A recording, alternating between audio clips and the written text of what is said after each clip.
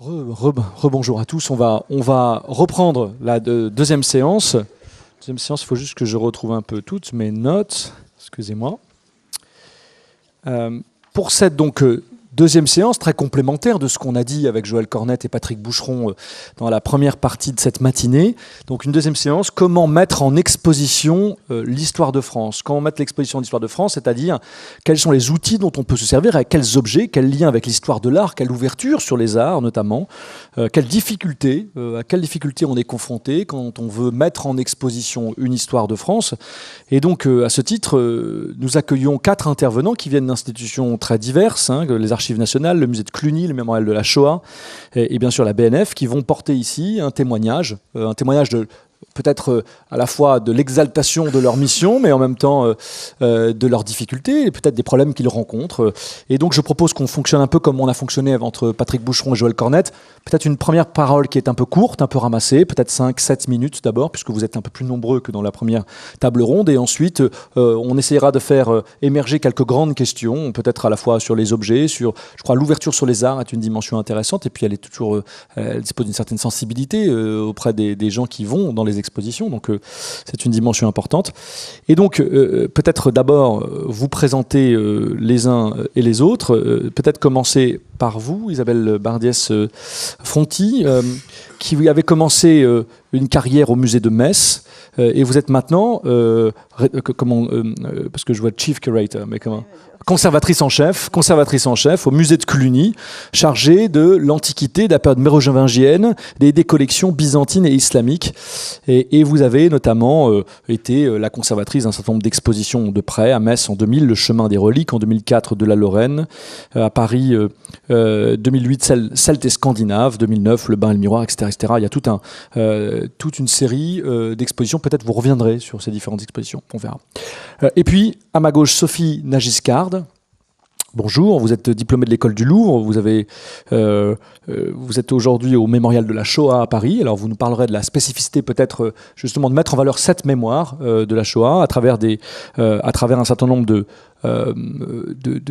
d'expositions justement, et vous exposerez un peu ces différentes, à la fois raconter l'histoire de votre institution, peut-être la volonté de transmettre cette mémoire de la Shoah au plus grand nombre, et puis peut-être qu'on pourra évoquer la question justement de comment est-ce qu'on expose l'histoire d'un génocide par rapport à d'autres institutions dont la mémoire est peut-être plus apaisée, ou en tout cas est moins tourmentée. Troisième intervenant, Pierre Fournier. Vous êtes conservateur général du patrimoine, chef du département de l'action culturelle et éducative aux Archives nationales. Et donc, vous aviez été déjà à la direction des Archives de France, au ministère de la Culture, pendant plusieurs années. Vous avez été aux Archives du ministère des Affaires étrangères, donc vous avez connu un certain nombre d'institutions. Et donc, vous êtes surtout connu pour un livre absolument magnifique, il faut le souligner, parce que moi, c'est un livre que j'aime beaucoup. C'est Regard sur le monde, trésor photographique du Quai d'Orsay, qui est un grand et très beau livre, vraiment que je vous recommande, parce qu'il montrait comment est-ce que, en puisant dans les archives du Quai d'Orsay, il y avait une certaine histoire de France, justement, qui se montrait à voir. Et à ce titre-là, parmi d'autres livres, je pourrais citer aussi Aventuriers du monde, les grands explorateurs français, mais aussi Le Paris arabe, 2 siècles de présence des Orientaux et des Maghrébins, 1830-2003, qui avait été publié il y a un peu plus d'une quinzaine d'années à La Découverte. Et puis enfin Bruno Ponsonnet, qui est aujourd'hui, vous avez rejoint le monde des musées d'histoire et de société, au Musée national de la Marine, Musée de l'Homme, Musée de l'Immigration, Palais de la Porte Dorée, et vous êtes actuellement directeur du département des expositions des manifestations à la BNF, donc vous êtes notre correspondant local d'une certaine manière. Vous nous parlerez des expositions de la BNF qui connaissent un succès croissant depuis presque une dizaine d'années, et donc vous allez à la fois nous parler de la BNF comme institution nationale, peut-être parler de quelques expositions récentes, et puis parler d'une dimension importante, qui est la dimension du spectaculaire dans les expositions. Une dimension importante parce que c'est vrai qu'on le voit aussi dans des institutions comme l'Institut du monde arabe, les grandes expositions spectaculaires attirent un vrai public et puis qui ensuite drainent une attention vers peut-être des sujets plus pointus, mais ce sont des bons points d'entrée, les expositions, pour un public général. Donc, sans plus attendre, je vous cède la parole, Isabelle Bardiès-Fonty, pour commencer peut-être, si vous êtes d'accord, à nous parler à la fois de cette manière d'exposer l'histoire, ses objets, ses contraintes. Oui, merci. Ah, vous avez programmé différemment, pardon. Non ? Ah si. Ah, ça a été mis dans un certain... l'opération. Ah oui, d'accord. Vous m'en voulez pas? Bon, alors, pour des questions purement techniques qui sont des questions de présentation d'images, dans ce cas-là, on va commencer un peu différemment avec Pierre Fournier ou pas? Alors, comment ça se passe? Ça a l'air d'être bon. Alors, bon, d'accord. Bah, c'est alors Pierre Fournier. C'est bon? À vous. Alors, j'y vais. Donc, je vais être bref. Hein. Je vais évoquer en quelques minutes l'expérience de 5-6 années d'exposition aux Archives nationales. Je précise en préambule que il a longtemps existé aux Archives nationales un musée d'histoire de France, ainsi baptisé en 1939 avec la montée des périls, puis dans une fièvre qu'on peut appeler nationaliste en France. Ce musée a fonctionné de 1939 jusqu'à la fin des années 90, au moment où on a démonté une présentation permanente de grands documents de l'histoire de France. Donc ce musée des Archives nationales, il est revenu à sa vocation première, valoriser les documents des Archives nationales. Voilà. Et donc, à travers cette présentation, je vais vous parler avant tout de ce risque, parce qu'exposer, c'est avant tout risquer. Risquer un récit, risquer un point de vue sur l'histoire et bien évidemment, puisque les Archives nationales sont aussi là pour ça, un récit sur l'histoire de France. Alors, 5 cas de figure et à chaque fois, je vais essayer de vous montrer dans quelle veine on s'est situé. Le premier exemple, c'est en 2011, une exposition. Alors, je ne vais vous parler que de 5 expositions qui ont plutôt bien marché, qui ont en tout cas suscité un débat, qui ont fait venir aux Archives nationales un public qui n'avait pas vraiment eu l'occasion de se rendre aux Archives nationales. Alors, le premier exemple, c'est en 2011. J'en étais un des commissaires. Nous sommes toujours associés à des historiens et à des professionnels du patrimoine pour assurer le commissariat scientifique de cette exposition. C'est l'expo Fiché, point d'interrogation. C'était vraiment une question. Là, nous nous sommes délibérément situés dans le champ de la socio-histoire. L'histoire des processus d'identification ne faisait pas partie des manuels ou des grands livres de l'histoire du France. Il a fallu aller piocher dans l'œuvre des socio-historiens et des sociologues, depuis Michel Foucault jusqu'à nos jours. Et nous avons donc décidé de montrer au grand public ce qu'était la réalité archivistique de ces monstres d'archives que sont les fichiers du Second Empire à la guerre d'Algérie. Alors, cette exposition a bien marché, elle a suscité pas mal de débats. Nous étions en 2011 en plein débat sur la Maison d'Histoire de France, donc là aussi il y a eu énormément alors pas de polémique, mais enfin voilà, de débats parfois assez houleux. Alors, la difficulté de faire une exposition sur le fichage, c'est que il faut montrer des fiches, mais on peut pas, comme dans les musées des Beaux-Arts, montrer un exemple, un symbole, une icône. Il faut prendre le risque, je reviens toujours à ça, c'est vraiment risqué d'exposer, alors non pas 10, 100, plusieurs centaines, plusieurs milliers, mais plusieurs dizaines de milliers d'items. Et ça, c'est difficile en termes scénographiques, mais on y arrive.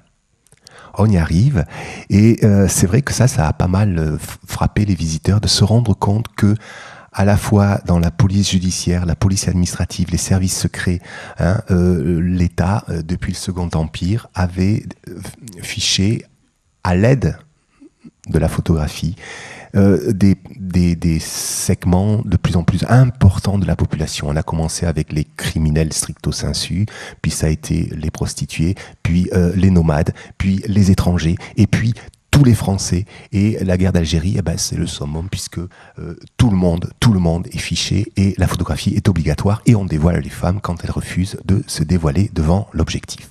Alors, c'était un sujet grave, c'est un sujet difficile.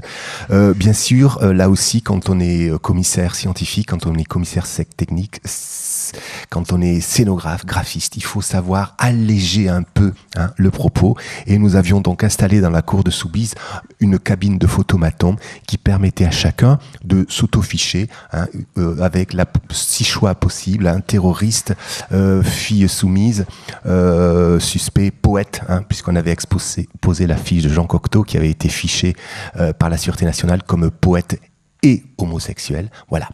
Alors ça, c'était le premier cas de figure de la socio-histoire mise en exposition, mise en image, expliquée dans un parti pris véritablement diachronique. On va du Second Empire à la guerre d'Algérie. Le deuxième cas de figure, c'est plus facile, c'est les célébrations nationales. On prend une date, on prend un homme et on met le paquet. Et donc on l'a fait en 2014, avec une grande exposition consacrée à Jean Jaurès. Là, l'intérêt de l'exposition et de la scénographie, au-delà des documents, des images que nous exposions, c'était privilégier ce qui nous semblait vraiment important dans Jaurès, c'était l'art du discours. Et donc là, en termes scénographiques, on peut risquer ce genre de mise en scène, c'est-à-dire la reconstitution d'un hémicycle dans la salle même de l'exposition avec la diffusion en boucle, bien sûr, d'extraits de discours, d'extraits d'images, images fixes, images animées. Là aussi, le public a plutôt bien réagi. Mais il faut bien le dire, je crois que la Bibliothèque nationale a partagé notre expérience, l'année 2014 n'a pas vraiment été un succès pour le centenaire de la guerre de 14-18. Mais c'est un phénomène parisien. C'est vrai que les retours d'expérience en région disent le contraire. C'est vrai qu'à Paris, les expositions autour du centenaire de 14-18 n'ont pas vraiment trouvé leur public. Donc il a fallu trouver des astuces pour drainer des visiteurs. Et c'est vrai que là, on parlait du spectaculaire, le théâtre, la lecture d'archives nous a tout de même permis de dynamiser un peu notre manière d'exposer. Alors, troisième cas de figure, là, on n'est pas dans la socio-histoire, on n'est pas dans la célébration nationale, on est tout simplement dans l'opportunité de montrer au grand public un fonds d'archives récemment ouvert et qui pendant longtemps avait été interdit au public. Ce sont, à l'initiative de Denis Péchanski et Thomas Fontaine, les fameux scellés des procès de l'épuration, qui pendant longtemps étaient pratiquement fermés à la recherche historique, qui se sont récemment ouverts à cette recherche historique. Et donc là, c'est vraiment l'opportunité. Ces archives de l'épuration s'ouvrent, on va non seulement faire de la recherche, mais on va également les exposer. Et ça, c'est l'expo Collaboration, qui a vraiment été le carton des archives nationales ces dernières années. Énormément de visiteurs. Une scénographie qui, et là on était là, nous les commissaires techniques, les collègues des Archives nationales, pour insister sur l'importance d'exposer des originaux et d'évoquer aussi les imaginaires, les représentations à travers bien sûr une abondance d'images. Alors cette exposition bien sûr, elle intervenait dans un moment, je vais trop vite, un moment un peu tendu dans le monde des historiens. Il s'agissait aussi de répondre à quelques ouvrages qui étaient parus à cette époque-là, je ne vais pas les citer, qui étaient en train de faire de Pétain une sorte de gentil papa qui avait sauvé les Français. Donc là, effectivement, c'était, Patrick Boucheron le disait ce matin, c'est vrai qu'il y avait un propos politique dans notre intention. Et reconstituer le bureau du maréchal Pétain avec comme seule pièce posée sur le bureau l'original du premier texte de loi réglementant le statut des Juifs, annoté de la main du maréchal Pétain, qui en rajoutait par rapport à la version originale. Voilà, c'était une façon d'entrer un peu, de faire du rentre-dedans par rapport à une histoire qui commençait à circuler, notamment à travers les médias. Je vais un peu plus vite. J'ai presque fini de toute façon. Voilà. Alors, là après, ça va être un peu plus simple. Donc voilà la collaboration. Autre expo qui a bien marché, même si après les attentats de novembre 2015, on a vu la fréquentation chuter, le secret d'État. Là, on sort là aussi de l'histoire chronologique, de l'histoire de France. On a abordé un sujet difficile, c'est-à-dire que l'histoire vraiment des structures de l'État.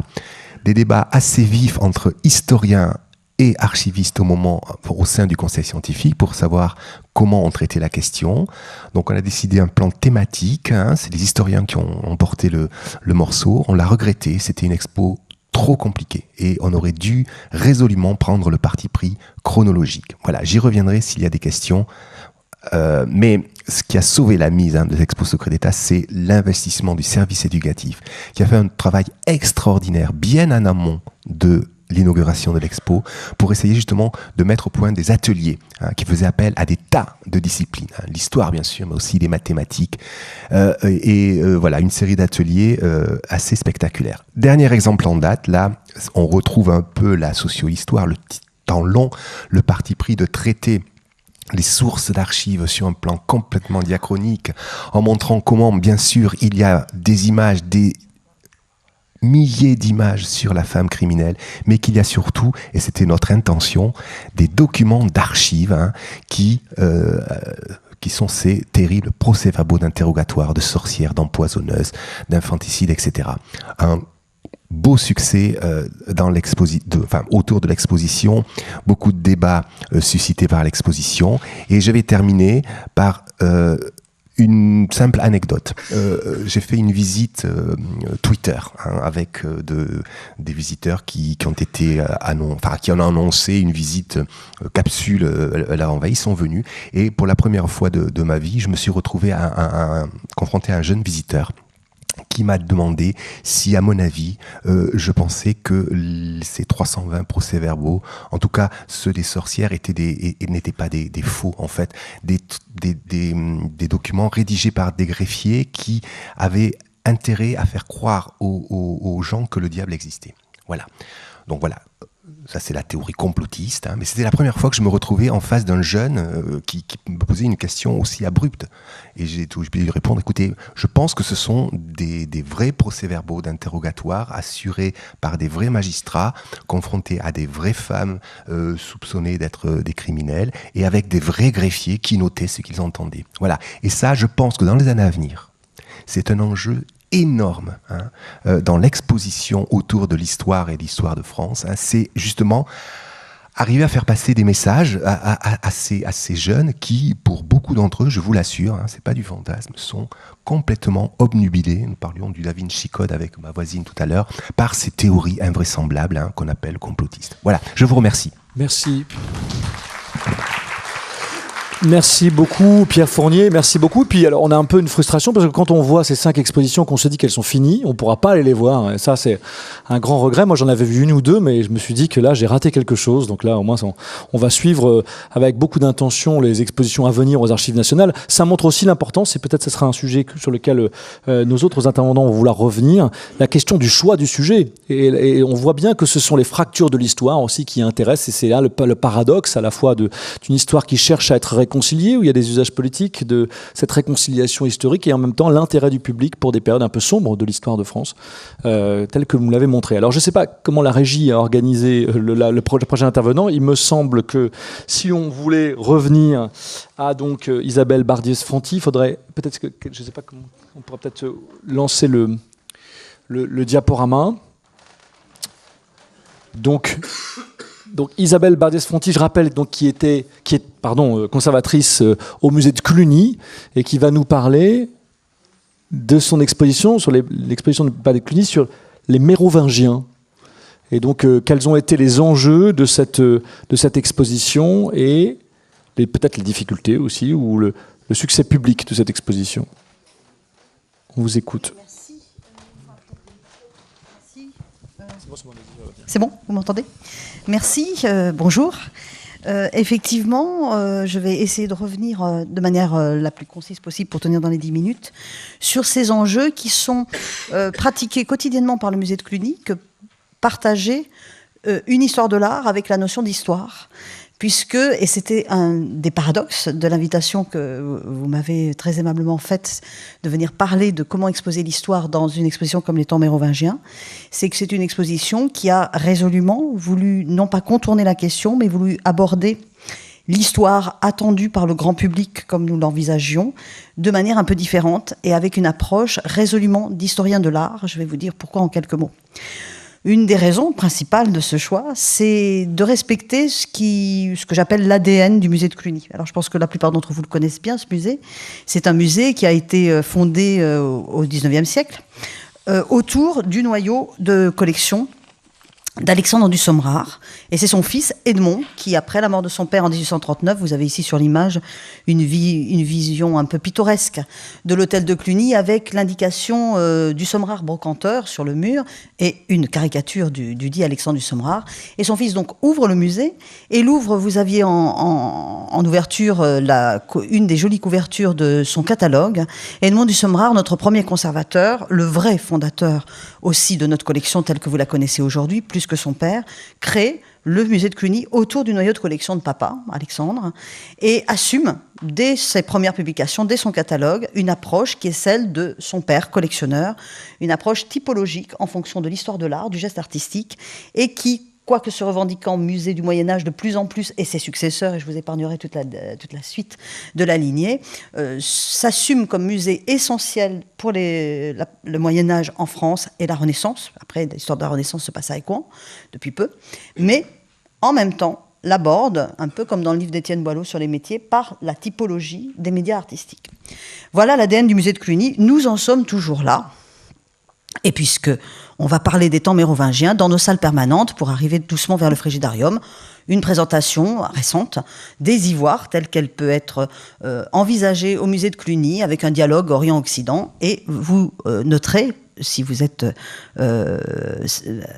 avec un bon niveau de vision, parce que je vois que ma photo a l'air un peu mauvaise, que sur la droite de votre image, vous avez une pièce insigne de l'histoire, on pourrait dire de l'Allemagne et de Constantinople, puisque c'est la fameuse plaque du mariage d'Othon II et Théophano, qui est envisagée ici et assumée non pas sous le biais de l'événement de 982, mais bien plutôt sous le biais artistique du regard porté vers une plaque mérovingienne et de l'aller-retour sur le geste de l'artiste en Occident par rapport à l'art byzantin. Donc cet ADN qui consiste à assumer une position d'historien de l'art, nous l'avons assumé jusqu'au bout dans cette exposition Les Temps mérovingiens, qui est terminée également, si vous avez des regrets, mais qui existe encore au travers de son catalogue. Exposition Les Temps mérovingiens, dont le titre indique bien dès le départ qu'il est une volonté de clin d'œil à l'histoire. Ah non, j'ai cru que vous vouliez me dire quelque chose, pardon. Qu'il est une volonté de clin d'œil à l'histoire, puisque, vous l'aurez sans doute compris pour la plupart d'entre vous, il s'agit d'une citation tronquée des récits des temps mérovingiens d'Augustin Thierry, l'historien du XIXe siècle. C'est un titre qui a fait débat au début. Pour tout vous dire, moi, je n'étais pas du tout favorable à cela, puisque, je vais vous le dire en quelques mots dans 2 secondes, l'exposition a cherché à décloisonner une vision simplement d'historien chronologique et événementiel de cette période. Pour autant, aujourd'hui, en tirant le bilan de cette exposition et de son succès public, puisqu'il a été très grand, je crois que c'était une manière un petit peu d'envisager dès le titre le paradoxe qui allait être celui du choix de l'intention de l'exposition. Avec son catalogue, donc 3 siècles d'art et de culture, sous-titre accepté au catalogue et pas par les communicants des affiches, et entrée complètement attendue avec un arbre généalogique, pour qu'on s'y retrouve un peu. Après, le graphiste, très talentueux, a fait en sorte qu'il soit complètement illisible. Ce qui était une manière de deviner nos intentions au-delà du réel. Vraiment. Non, mais c'était bien. C'est ça qui est beau. C'est que quand l'inconscient travaille pour le commissaire qui n'avait pas osé l'assumer, c'est parfait. Donc déjà, c'était incompréhensible si ça avait été lisible, mais comme c'était pas lisible, le visiteur comprenait tout de suite qu'il n'était pas dans une expo d'histoire comme d'habitude. Cependant, le premier acteur, quand même, à tout seigneur, tout honneur, Childéric. Mais Childéric, déjà, dès la première vitrine, envisageait sous un angle qui allait amener notre visiteur vers une vision des temps mérovingiens qui n'était pas celle à laquelle il s'attendait. Vous avez ici l'ensemble de l'institution très prestigieuse dans laquelle nous nous trouvons du trésor de tournée de Childéric. Et cette boule en cristal de roche était mise en regard avec un feuillet de diptyque également conservé à la Bibliothèque nationale de France, où vous voyez le sceptre et l'objet, boule de cristal, sur le sceptre de Flavius Félix. Ceci pour vous dire que l'idée fut de présenter et d'assumer, j'allais dire presque pour la première fois, une intention de démonstration de l'art mérovingien et, au travers de cette intention de démonstration de l'art mérovingien, pratiquer une forme de compréhension pour le visiteur du contexte de la commande. puisqu'il nous a semblé que parler d'art mérovingien, c'était vouloir rendre à ceux-ci le geste artistique, à tous les acteurs, mais que c'était absolument impensable et impossible, d'où l'arbre généalogique et une organisation d'exposition que je n'ai pas le temps de vous décliner, mais on peut échanger ensuite, qui viennent, pour les visiteurs, faire comprendre le contexte général, mais pour autant qui ne lâchent pas le premier fil, qui était celui du geste artistique. Alors, je passe sur ce dossier qu'on va peut-être réévoquer aux questions-réponses pour tout de suite vous montrer l'ambiance et les allers-retours entre des objets insignes considérés comme un peu des objets iconiques de notre histoire de France, typiquement le trône dionysien dit de Dagobert, et mise en regard de celui-ci des objets afférents au trône. Même jeu, et je conclurai aussi avec elle dans quelques instants, avec une robe appartenant à une reine, Bathilde, donc personnage très important de la dynastie franque, mise en regard littéralement dans la vitrine avec une croix visigothique. Manière aussi, dans un regard assumé comme devant beaucoup à Patrick Boucheron par exemple, de dire qu'entre les Francs et les Visigoths, les frontières qui ont été longtemps érigées par les historiens sont totalement nulles du point de vue du geste artistique. Même idée, avec cette présentation d'une section autour du contexte de la commande religieuse, section qui nous amène aussi sur la question des intitulés, puisque si nous avions été très justes, intellectuellement parlant, nous l'aurions appelé le triomphe de la croix, cette section. Et nous ne l'avons pas fait, c'est l'ici-bas et l'au-delà, pour des raisons qu'on pourra expliquer et envisager ensemble dans les questions-réponses. Je passe un peu plus vite parce que je pense qu'il me reste 1 ou 2 minutes, hein, si je ne me trompe pas. Voilà. Donc, petit clin d'œil à mon voisin, un des prêts magnifiques également des Archives nationales, et notamment que vous avez laissé dans vos boîtes à médicaments qu'on a essayé de cacher, ces authentiques de reliques. Comment expliquer les premiers établissements chrétiens de l'époque mérovingienne et la liturgie, ce qui n'est pas facile. On a vu précédemment le célèbre trésor de Gourdon et le lectionnaire de Luxeuil de la Bibliothèque nationale de France. Eh bien, en mettant en regard ces petites paperoles qui sont formidables, parce que expliquer aux visiteurs que tout va bien, ce sont des chrétiens qui sont dans l'agnosticisme immédiatement, puisqu'ils disent qu'il faut des authentiques. Donc il faut prouver que c'est vrai quand même ce qu'on raconte. Et mettre en regard ces petites paperoles mérovingiennes et les premières petites chasses maisonnettes mérovingiennes, tel était aussi l'enjeu de l'exposition de simplification, pour reprendre les mots de votre présidente, et en même temps d'exagération assumée, pour reprendre les mots de Patrick Boucheron. Écriture de même. Tout à l'heure, je crois que c'est Patrick Boucheron encore qui parlait de l'accumulation. Et Grégoire de Tours, Isidore de Séville, ces laboratoires d'écriture des Mérovingiens, nous avons voulu rendre justice, allant par là contre les idées reçues des historiens, au fait que ce sont non seulement de grands héritiers de l'Antiquité, mais aussi de grands créateurs. Et que ce ne sont pas les Carolingiens qui renouent avec l'histoire de l'Antiquité. Et l'intention, c'était donc une intention artistique, rangée par médias, parce qu'il faut, tout à l'heure ça a été dit, organiser les choses, sinon on n'y comprend rien. Et je prends juste un exemple, puisque je savais qu'on avait peu de temps, celle de la technique du cloisonné, une des techniques les plus reconnaissables pour le grand public, pour la civilisation mérovingienne, avec une mise en regard des manuscrits et des objets d'orfèvrerie. Ça paraît peut-être banal comme ça dans un livre, mais dans une exposition, ce n'est pas si courant. Nous n'étions pas les premières à le faire, mais nous étions quand même en situation de pluridisciplinarité un peu atypique. Néanmoins, nous avons terminé de manière très... comme nous avions commencé avec Childéric, nous avons terminé vers une nouvelle dynastie, petit côté Star Wars, hein, je suis ton père pour commencer, vers une nouvelle dynastie pour terminer. Ça, c'est ce que j'ai dit à la twittosphère aussi, ça a marché. Hein. Et donc, mais pourquoi pas? Et donc, cette manière d'avoir une parenthèse d'ouverture et une parenthèse de fermeture qui reste quand même dans le jeu de ce qui était attendu par notre public. Ils ont été près de 100 000 à venir et ils ont été nombreux à nous dire qu'ils étaient au début tout à fait perturbés par l'intention d'histoire de l'art et de gestes artistiques, de cette envie, cette philosophie de l'exposition qui consistait à dire que les gens allaient pouvoir regarder ces œuvres comme des œuvres d'art et point barre d'une certaine manière, et qu'ils étaient totalement convaincus ensuite par la démarche parce que nous avions voulu quand même garder ce cadre. Donc on trouve là la réunion de nos deux orateurs précédents dans la démarche d'exposition. Et je termine simplement en disant que j'ai vraiment un regret par rapport à mon histoire précédente à Metz, c'est de n'avoir pas pu ouvrir suffisamment le champ de l'historiographie, pour des raisons de place, de budget, tout ce qu'on peut imaginer, échange qu'on aurait pu avoir avec la Bibliothèque nationale de France d'ailleurs. Et cette idée de rendre aux artistes mérovingiens en croisant les œuvres de l'art franc, de l'art visigothique, elle vient aussi dans mon esprit de ce positionnement que j'assume également, comme vous le disiez tout à l'heure, de bien nous souvenir que le trésor de Guarazar qu'on a vu fugitivement, là, ces couronnes ou cette croix extraordinaire, c'est un trésor visigotique qui a été rendu par le maréchal Pétain à Franco lors de son voyage à Madrid, et que nos fibules aquiliformes visigothiques formaient image de propagande très forte pour les revues des années 30 des historiens et des archéologues. Donc, c'est vous dire que les Mérovingiens, me semble-t-il, avaient vraiment besoin qu'on les regarde aussi du point de vue purement artistique. Merci beaucoup. Merci beaucoup pour cette présentation, Isabelle Bardiès-Fonty, cet enthousiasme aussi, où on voit que cette exposition a été marquante pour le musée et puis surtout aussi pour vous-même. Et ça, c'est un enthousiasme, je crois, très communicatif. Alors, on a parlé de Star Wars, on va parler aussi de l'étoile noire de l'histoire du XXe siècle, d'une certaine manière, puisque on passe vers la troisième intervenante qui, dès qu'on aura ouvert le... Eh oui, il faut déjà fermer et réouvrir.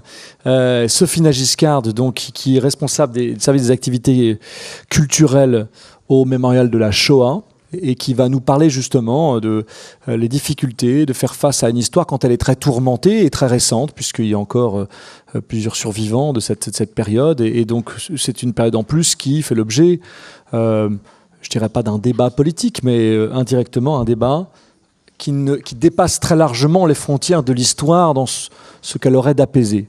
Voilà, je vous passe la parole.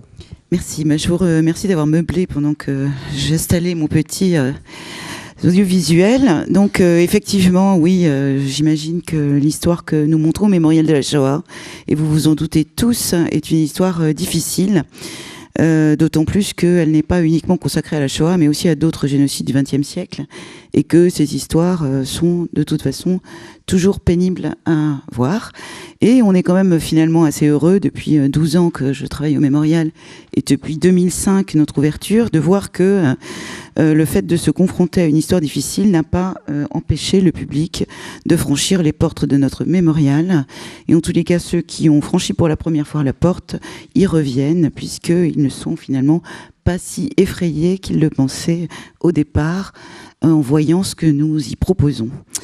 Donc avant d'entrer plus avant, je voudrais moi aussi rappeler un petit peu l'histoire de notre institution, parce que je pense que c'est important. Le Mémorial de la Shoah donc, est né d'une association de Français juifs qui étaient dans la résistance dans la région de Grenoble, alors sous occupation italienne, et dont l'ambition a été dès le départ de rassembler de la documentation sur ce qu'ils voyaient se produire à l'encontre des juifs français et étrangers en France. C'est-à-dire d'une part commencer à rassembler de la documentation sur l'arianisation et la spoliation des juifs, et puis ensuite, et cela dans l'immédiat après-guerre également, rassembler une documentation par tous les moyens possibles, notamment en envoyant des jeunes résistants juifs dans les anciens quartiers ou bureaux des commissariats aux questions juives en France pour récupérer le maximum de documents possibles. Cette association donc a commencé donc à avoir une archive, et en 1956 elle va ouvrir un premier bâtiment qui va être le premier mémorial de la Shoah en Europe et même pratiquement dans le monde. Si on estime que Yad Vashem s'est dépêché d'ouvrir pour ne pas ouvrir, pour ouvrir avant le nôtre. Et donc, par contre, dès les premiers temps, ils ont tout de suite voulu faire des expositions et des conférences pour expliquer l'histoire de la Shoah dans un but tout à fait pédagogique, et ils avaient dans leurs équipes des historiens dès le départ, comme par exemple Léon Poliakov, que certains d'entre vous connaissent peut-être. Nous avons donc 2 musées, une exposition permanente au Mémorial de la Shoah, qui finalement continue un petit peu l'œuvre qu'avait voulu Isaac Schneerson, le fondateur, à savoir qu'on explique l'histoire de la Shoah et l'histoire de la Shoah d'une manière extrêmement historique. Donc, alors j'ai oublié un point que je voulais reprendre. Donc notre sujet d'étude reste la Shoah.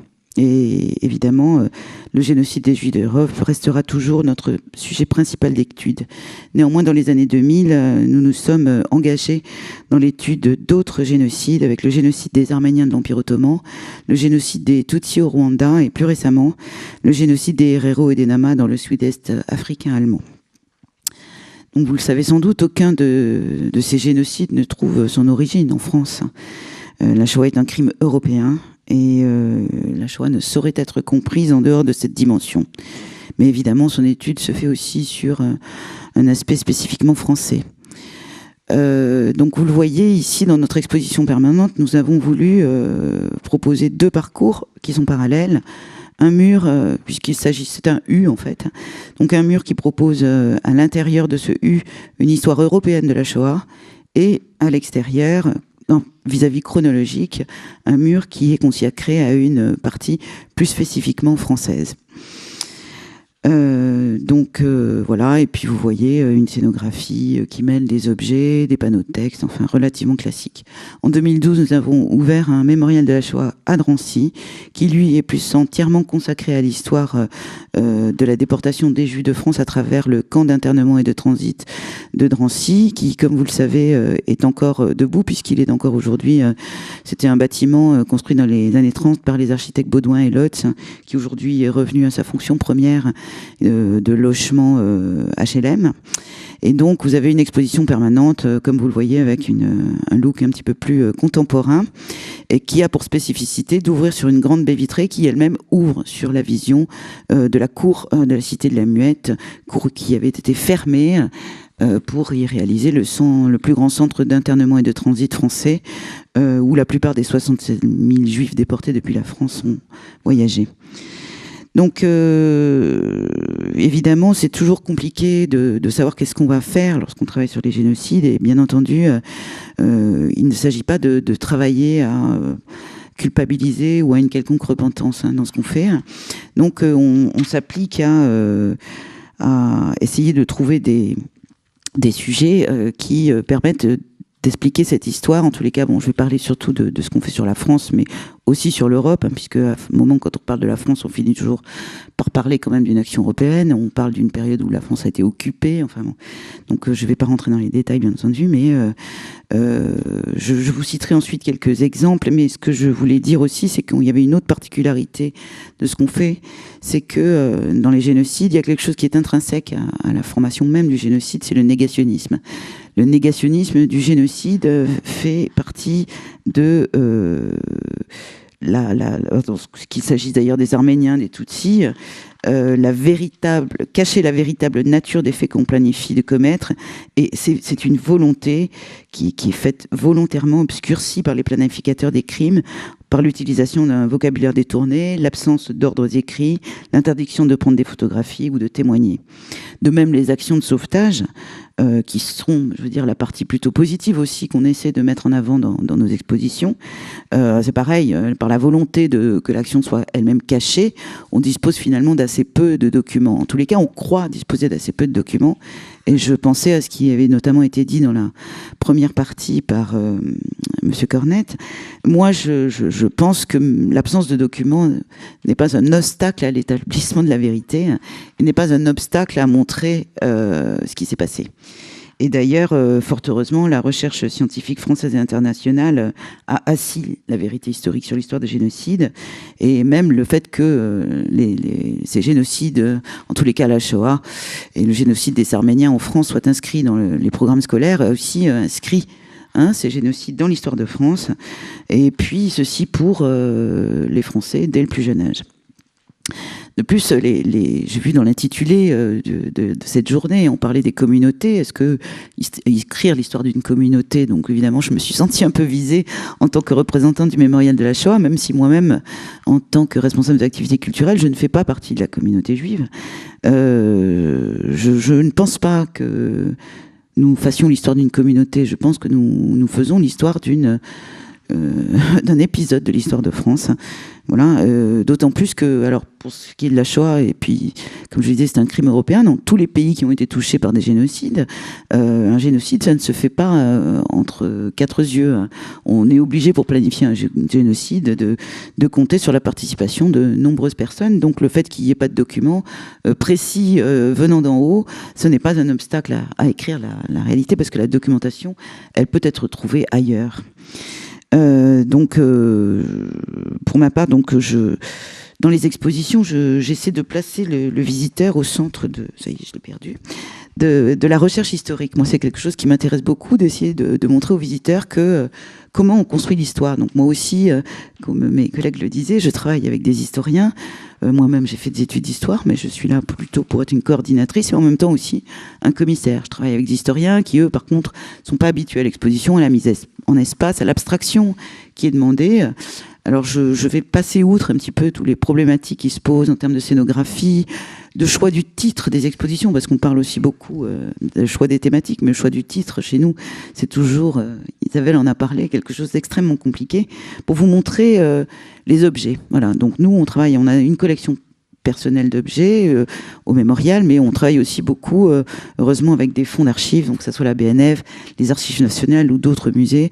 Et je les remercie beaucoup parce que sans eux, on ne pourrait pas vraiment faire des expositions. Alors, je vais vous montrer un petit peu rapidement, parce que je ne veux pas être trop longue non plus. Voilà, donc ça c'est notre première exposition. On avait décidé de consacrer cette première exposition à un sujet très dur, histoire de d'emblée mettre les choses au clair. On n'allait pas essayer de faire de l'édulcoration de ce qu'étaient les génocides et de ce qu'était la Shoah. Donc c'était une exposition sur les Sonderkommando d'Auschwitz, mais qu'on a montré à travers la médiation du dessin.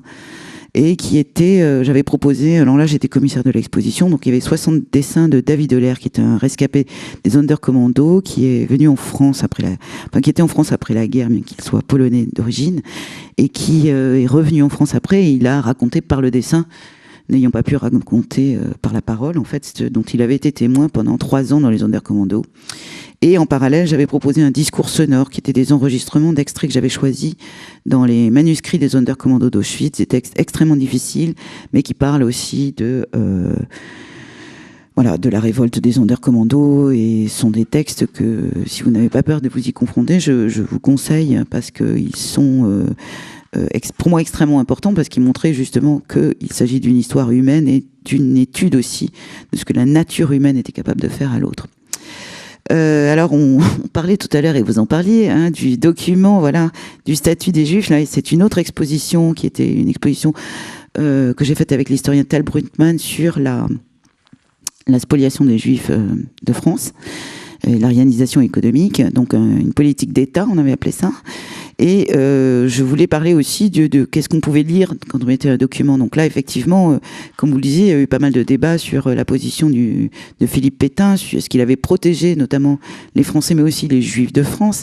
Et dans ce document, on voit, donc vous voyez là sur la page 2, qu'une ligne est barrée, et il s'agissait d'une ligne qui exemptait les Juifs naturalisés français d'avant 1860 de l'exemption de travailler dans la fonction publique, et lui il barre cette phrase, donc du coup les Juifs français eux aussi n'auront plus le droit de participer, d'entrer dans la fonction publique. Un autre document de cette exposition que je trouvais très parlant, qui est pas du tout un document alors là qui est de la grande histoire, c'est vraiment de la petite histoire, sont 6 pages de liste de la vente des biens d'une entreprise juive au profit donc de l'État français, où on voit où les gens qui visitaient l'exposition pouvaient voir à quel point on avait vendu jusqu'à la bassine, jusqu'au moindre sou, de manière à récupérer le plus d'argent possible de cette liquidation. Et ces 2 documents, ou ce document en particulier, je trouvais était très intéressant, parce que non seulement il dit véritablement l'aspect sordide de ce processus d'arianisation, mais aussi c'est grâce à ce type de document qu'après la guerre, on pourra, pour ceux qui vont revenir, récupérer leurs biens. Et puis c'est aussi à partir de ce type de document aussi que les commissions, notamment la commission Mattéoli, travaillera sur la récupération des biens en déshérence dans les caisses de l'État français. Donc on voit à quel point ce type de documents sont importants. Des documents sur les enfants, donc des documents aussi très émotionnels, très émotifs.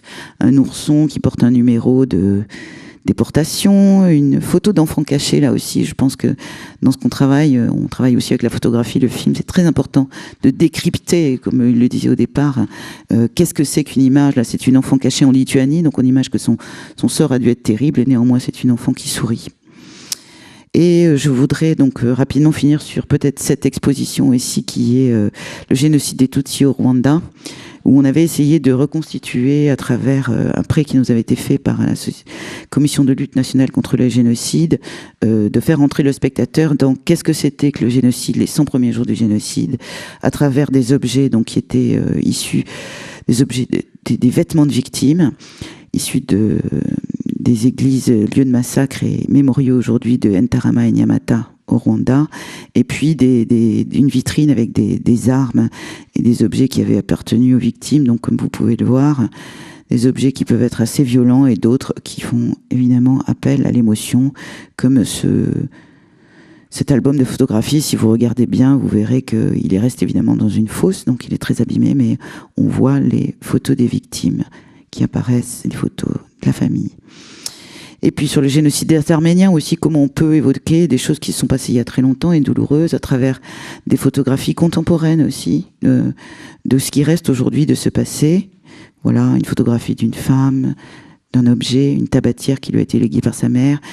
Et puis des objets qu'on a exposés aussi, la serrure d'une église et la clé d'une église qui a été emportée par un rescapé dans sa fuite.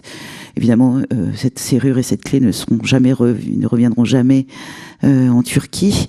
Et c'était aussi très important de montrer des objets, parce que face au négationnisme aussi, c'est important de montrer ces preuves tangibles. Je crois que vous en avez parlé tout à l'heure. Nous, on est toujours obligés, et c'est pour ça que je tiens beaucoup aux objets et aux documents, parce qu'à chaque fois, j'ai toujours l'impression que le document doit faire preuve. On est tellement confronté alors aux négationnistes. Bon, les négationnismes, la limite, je dirais que on s'en moque un peu. Mais au-delà des négationnismes, on a vu que très récemment, on a eu des débats très forts sur la responsabilité de l'État français. Donc, nous, au Mémorial, on est quand même presque quotidiennement confrontés à cette déviance de l'histoire. Et donc, nous, moi, ma réponse, c'est de dire dans les expositions, on reste strictement historique, très fort, et voilà. Et je voulais finir par le télégramme d'Isieux. Là aussi, voilà, un document qui a une double résonance historique. D'une part, c'est un document qui, prouve que 44 enfants ont été déportés de la colonie d'Isieux le 11 avril 44. Mais c'est aussi un document qui a une double présence historique, puisqu'il a lui-même participé à plusieurs grands procès, le procès de Nuremberg, le procès Eichmann et le procès Barbie, dont vous pouvez le voir en ce moment au Mémorial dans l'exposition que nous avons sur le procès Barbie. Et que voilà, j'ai terminé. Merci beaucoup. Toujours un peu frustrant d'aller au pas de course parce que c'est des sujets passionnants qui mériteraient à eux seuls une intervention dans son entièreté et une multiplicité de génocides. Et puis je rappelle, pendant que Bruno Ponsonnet s'installe, qu'en effet la question, et je crois que c'est une question qu'on a retrouvée dans l'intervention de Pierre Fournier et dans votre intervention, Sophie Giscard, la question du négationnisme, de la déconstruction de la vérité historique est une dimension qui est très importante dans la façon d'exposer l'histoire, les refus d'accepter l'histoire, certaines pages très noires et l'accusation de la voie de fabrication de preuves historiques d'une certaine manière dans les expositions qu'on retrouve dans la Shoah. Vous disiez on a l'habitude du négationnisme, mais je rappelle d'ailleurs qu'un procès est en cours en ce moment entre Robert Forisson et le journal Le Monde. Robert Forisson accusant la journaliste Ariane Chemin d'avoir traité de faussaire de l'histoire et de menteur professionnel, et c'est un procès qui est en cours dont le résultat est le 6 juin. Donc je vous invite à y prêter beaucoup d'attention, puisque pour la première fois la procureure de la République a proposé non pas d'acquitter Ariane Chemin sur le compte de la bonne foi, comme ça avait été le cas pour le procès Badinter en 2007, mais à invoquer l'exception de vérité, c'est-à-dire on a le droit de dire que Robert Forisson est un menteur parce que c'est historiquement vérifié. Et ça pourrait être une évolution très importante dans la lutte contre le négationnisme, qui, encore une fois, dans ces expositions, ça a l'air d'être une digression, mais je crois qu'on est au cœur de notre sujet, est un enjeu majeur, j'imagine, pour plusieurs d'entre vous, surtout quand il s'agit d'histoire contemporaine et particulièrement brûlante. Alors, sans plus attendre, Bruno Ponsonnet, à tout seigneur, tout honneur, on est à la BNF, vous êtes le responsable directeur du département des expositions et des manifestations. Alors, on attend de vous avec impatience que vous nous présentiez justement le travail de la BNF, travail d'exposition de la BNF, tout à fait remarquable. Et certains de ces enjeux, encore une fois en 10 minutes si c'est possible, et puis après, comme ça, on aura le temps quand même d'avoir une petite discussion entre vous, peut-être, si vous voulez rebondir les uns sur les autres, et avant d'avoir toujours ce temps de partage avec le public. À vous. Écoutez, merci de me passer l'antenne en tant que correspondant local déjà. Je voulais aussi remercier Isabelle, parce que c'est vrai qu'en tant que visiteur de l'exposition mérovingien et en tant que concepteur, organisateur d'exposition, nous avons tous connu des moments difficiles, mais alors là, c'est vrai que sur le tableau généalogique du mérovingien, je m'étais dit chapeau tout de même. Vraiment chapeau. Donc, merci de nous expliquer le pourquoi et le comment, en effet, de ces moments difficiles que nous avons tous vécus. Sinon, donc, je vais peut-être parler très rapidement de notre institution. Je ne vais pas revenir dans le détail, notre présidente l'a déjà parlé, mais c'est vrai que la Bibliothèque nationale de France, par sa fréquentation physique de lecteurs, sa fréquentation virtuelle sur Gallica, est vraiment la maison des historiens. les demandes des lecteurs le prouvent. Nous allons ouvrir un musée à Richelieu en 2020 qui va présenter des pièces exceptionnelles de l'histoire de France, même si ce n'est pas en soi un musée de l'histoire de France. Donc pour dire que cette maison a quand même un poids tout particulier vis-à-vis de la communauté des historiens, je pense, et peut-être aussi du public. Ça fera partie d'une des interrogations que l'on peut avoir. C'est aussi une institution nationale, comme ce que nous partageons avec les Archives nationales ou le Musée national du Moyen-Âge à Cluny. Donc là aussi, c'est peut-être un poids particulier qui peut peser sur nos épaules en tant que concepteurs, organisateurs d'expositions et par rapport à votre questionnement sur l'histoire de France. C'est peut-être quelque chose sur lequel on pourra s'interroger. Si ce n'est que nous sommes une institution nationale, en effet, mais tout de même à vocation encyclopédique et à vocation universaliste. C'est-à-dire que l'on a depuis toujours des collections qui viennent d'Iran, de Chine, de Mésopotamie, de toutes les époques, je dirais, du monde. Et nous sommes un peu, en quelque sorte, le conservatoire de toute la mémoire du monde, potentiellement, hein, partie du patrimoine de l'humanité. Je ne vais pas paraître trop fier en disant cela, mais cela pourra peut-être expliquer certaines orientations, effectivement, de notre politique d'exposition et des choix de titres et d'exposition. Je pense qu'il est important aussi de parler des collections, puisque quand même une exposition, contrairement à un livre, un film ou quoi que ce soit, se définit par des objets que l'on présente. Donc une collection d'objets, soit qui préexistent, mais que l'on désire montrer, soit que l'on réunit une collection provisoire, je dirais que l'on réunit pour les besoins d'une démonstration au cours de l'exposition. Et c'est vrai que la Bibliothèque nationale, si nous avons bien entendu du livre, beaucoup de livres, énormément de livres, du manuscrit aussi, ce qui nous distingue, je crois, c'est aussi une très forte présence de l'iconographie, c'est un terme générique hein, qui regroupe beaucoup de choses, avec le département des estampes et de la photographie, de la cartographie, du numérique, de l'image animée, avec le département de l'audiovisuel, l'art du spectacle, donc une grande diversité d'objets potentiellement exposables, au-delà même du livre ou du manuscrit proprement dit. Donc ce qui peut aussi orienter le type d'exposition que l'on peut faire sur, en général, ou même sur l'histoire de France. Donc je prendrai déjà un exemple, l'exposition Lumière, qui a été conçue une dizaine d'années, je crois, avec le regretté Todorov, monsieur Todorov, qui justement n'était pas l'histoire de la France. C'était peut-être une exposition boucheronienne avant même de l'être. Donc, puisque la France n'était absolument pas au centre des Lumières, ce n'était absolument pas la volonté, mais de montrer au contraire comment cette épopée, je dirais, des Lumières au XVIIIe siècle était partagée au sein de toute l'Europe. Et la possibilité de montrer justement pas seulement des livres, pas seulement du manuscrit, mais aussi, on avait emprunté certes des tableaux, mais des pièces extrêmement diverses qui pouvaient montrer justement la diversité des Lumières. C'est pas seulement l'encyclopédie, c'est pas seulement du livre, les Lumières. Donc tout cela pour dire qu'il y a peut-être une spécificité, une mission particulière à nos institutions nationales, et je pense que l'on pourra revenir dans le débat, et je rebondis sur une question d'une dame tout à l'heure qui parlait des associations locales, des institutions locales, et je crois que c'est extrêmement important en effet, puisque pour beaucoup de scolaires, je pense, on parle et surtout du public jeune, je pense, aujourd'hui, le premier accès à une exposition d'histoire ou d'histoire de la France, des documents d'histoire, se fera pas par de grandes expositions dans de grandes institutions nationales, mais ça se fera par des expositions de taille plus modeste, je dirais, plus réduite dans des institutions locales, montées par des associations parfois, ou par des professionnels des expositions. Mais ça, c'est quand même, je pense, quelque chose aussi sur lequel on pourra parler, c'est-à-dire de cette multiplicité en fait des types d'expositions d'histoire répartis sur le territoire. Alors quelques éléments maintenant de nos expositions. Ici vous avez donc l'été 14. Je vais commencer tout de suite par celle-ci. Peut-être là-dessus je serai le plus long, je vous rassure, sinon je serai bref, je vous rassure, dans l'ensemble.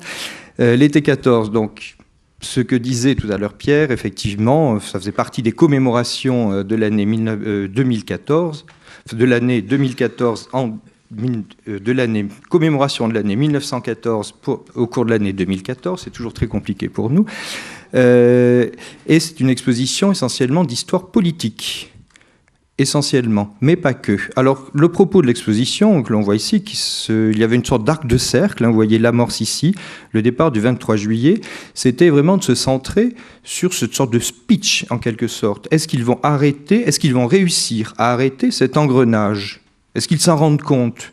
Est-ce qu'ils vont trouver le moyen d'arrêter cette catastrophe que nous savons ?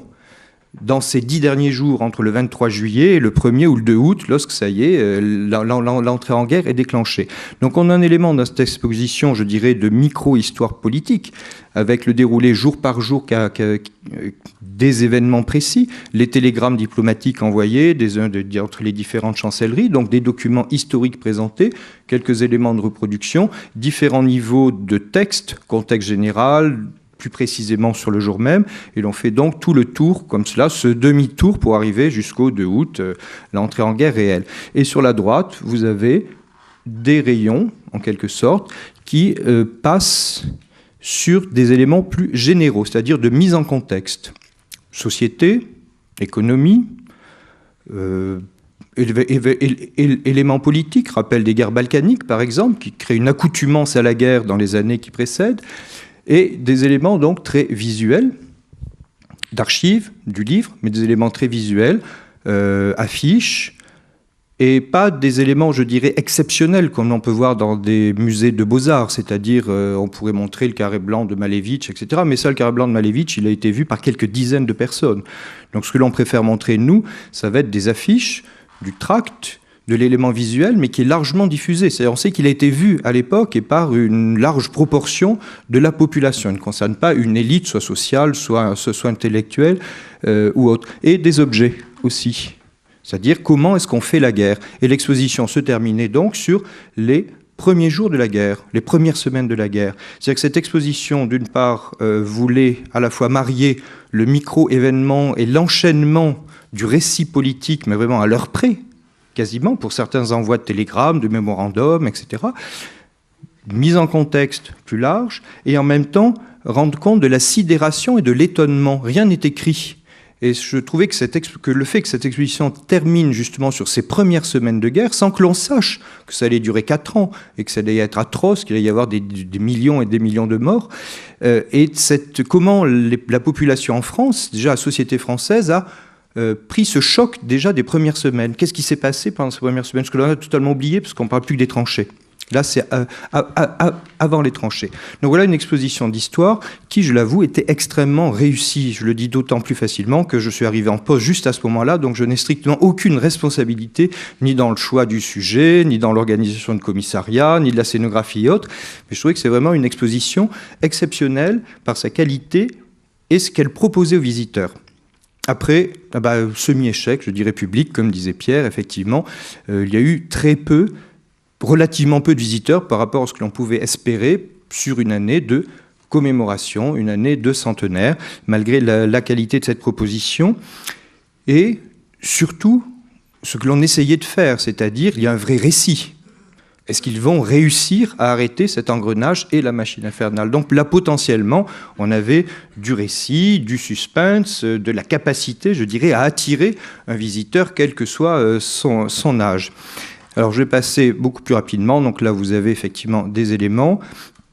Exposition suivante sur les francs-maçons. Donc, vue générale, un premier plan, les outils des francs-maçons. Donc, c'est l'historique de la franc-maçonnerie. Deuxième élément qui était l'autre partie de l'exposition, c'était, au-delà de cette histoire générale de la franc-maçonnerie, qu'est-ce qui s'est passé en France? Quelle est la particularité de la franc-maçonnerie française, notamment par rapport à la franc-maçonnerie anglo-saxonne? Quel a été son poids dans la construction de la France contemporaine, 19e et 20e siècle, puisque vous savez que les francs-maçons ont dominé toute la vie politique et ont inspiré toutes les lois, y compris celles qu'ils n'ont pas inspirées, mais ça fait partie des théories complotistes dont on parlait tout à l'heure. Donc c'était un élément aussi de cette exposition, qui était à la fois de construction et de déconstruction de cette image des francs-maçons. Troisième exemple, François Ier. Ce n'était pas une exposition sur François Ier en tant que tel, c'était une exposition sur la construction de l'image du roi, et non pas a posteriori, mais à son époque elle-même, c'est-à-dire comment François Ier lui-même et ses contemporains ont construit cette image royale, soit par le texte, soit vraiment ce que l'on a cherché à faire ici, par l'iconographie de l'époque, avec quelques étonnements, parce que des événements majeurs pour nous ne sont absolument pas représentés à l'époque. Enfin, dans les sources qui ont subsisté, il a quand même subsisté pas mal. Et là, j'en parlerai tout à l'heure un peu plus en détail, mais je serai bref, je vous rassure, c'était cette question du spectaculaire. Puis c'est une exposition sur François Ier, l'armure de François Ier qui est au musée de l'Armée, pièce exceptionnelle, tableau aussi qui vient du musée du Louvre, pièce exceptionnelle. Donc là, on a essayé d'être effectivement dans cette exceptionnelle. Sinon, d'autres expositions, là je les citerai très rapidement pour montrer la diversité. Astérix en 2014, Piaf, eh bien pourquoi pas, parce que Astérix comme Piaf nous raconte une partie de notre histoire culturelle, de notre histoire sociale des années 50, des années 60, et en montrant Piaf, on parle qu'est-ce que c'est que le sous-prolétariat en 1900 du monde du spectacle, c'est le monde dont elle est issue, hein. Qu'est-ce que c'est que le monde du musical dans les années 50 ou dans les années 30. En parlant d'Astérix, on parle de la France des années 60 et de la France des années 70. Autre exposition possible, Gus était dessus, ce qui ne dit rien à personne. Moi-même, d'ailleurs, je ne savais pas du tout qui ils étaient. 2 dessinateurs, 2 caricaturistes des années 30, 40, 50. En gros, ce sont des petites secrétaires qui sont assises sur des genoux de leur patron, ou dans la série Domestique, des viragos qui poursuivent un petit mari armé pour faire les gâteaux. Ou la pâtisserie, merci. Voilà, donc c'est anecdotique en soi, mais c'était une petite exposition que l'on a fait sur 100 mètres carrés, mais qui permet de dire des choses sur qu'est-ce que c'est que la société française dans les années 30, 40, 50. Alors, exposition paysage qui va arriver, exposition de pardon que nous avons eue, c'est l'histoire de la représentation visuelle de la France. Comment est-ce que nous-mêmes, alors de pardon, c'est la nostalgie de la France pompidolienne des sous-préfectures, c'est un cas particulier, mais l'exposition qui va avoir lieu sur paysage, c'est 40 années de photographie de commande du paysage et comment cette photographie elle-même a construit la représentation que l'on a pu avoir du territoire, du paysage et de l'urbanisation. Pour terminer, je m'interrogerai quand même sur cette question du spectaculaire et des publics. Et très loin de la déploration, je dirais justement, très très loin de cette déploration. Le sujet lui-même, l'été 14, disait potentiellement l'engrenage, est-ce qu'ils vont l'arrêter? C'est quelque chose de très important. Je pense que Pierre pourra nous dire des choses sur le choix de leur sujet aussi. La guerre secrète, femmes en procès, bon, sans aller jusqu'à montrer des hommes nus comme à Orsay ou des prostituées, il faut quand même se poser la question du choix du sujet lorsqu'on va traiter de l'histoire de France que vous avez dit. Le titre, effectivement, et après la diversité des propositions. Parmi l'étendue du possible que l'on peut avoir, je ne reviendrai pas sur le Puy du Fou, mais c'est quand même une question que l'on peut se poser très clairement. Les métros parisiens, les quais des métros sont inondés d'affiches du Puy du Fou. C'est quand même une question que l'on doit se poser lorsqu'on conçoit des expositions d'histoire de France. Comment est-ce qu'on se place par rapport à cette proposition-là? Et c'est là où j'apparlerai du spectaculaire aussi. Et pour moi, je ne pense pas que ce soit un ennemi forcément toutes les rencontres médiévales ou les docu-fictions. Donc vraiment, je pense qu'une de nos questions ici, c'est comment on va s'insérer en faisant des expositions d'histoire dans cette multiplicité de l'offre et comment est-ce qu'on peut exister réellement. Et je pense que nous avons de grands espoirs pour nous. Voilà. Merci beaucoup, merci.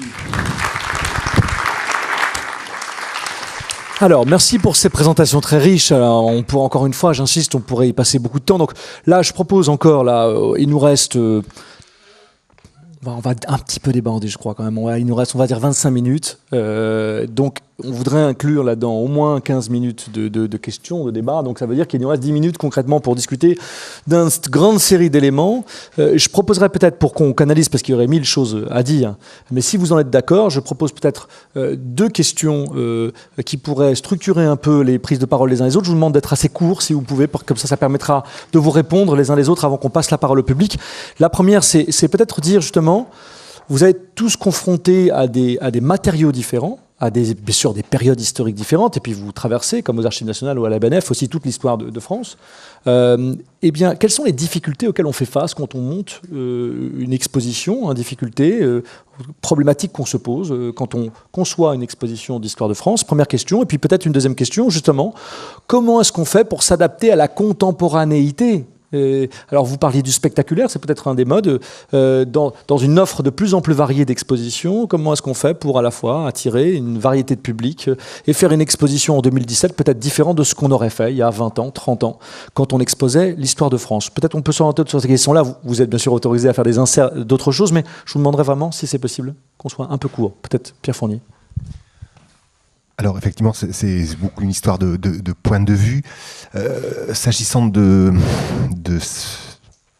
déterminer ce que l'on va exposer. Alors c'est vrai qu'il y a, nous avons nos tutelles, c'est-à-dire la direction des Archives nationales, la direction de la BNF, la direction des musées, des mémoriaux. Donc on va privilégier bien sûr les sources qu'on a la charge de conserver et communiquer.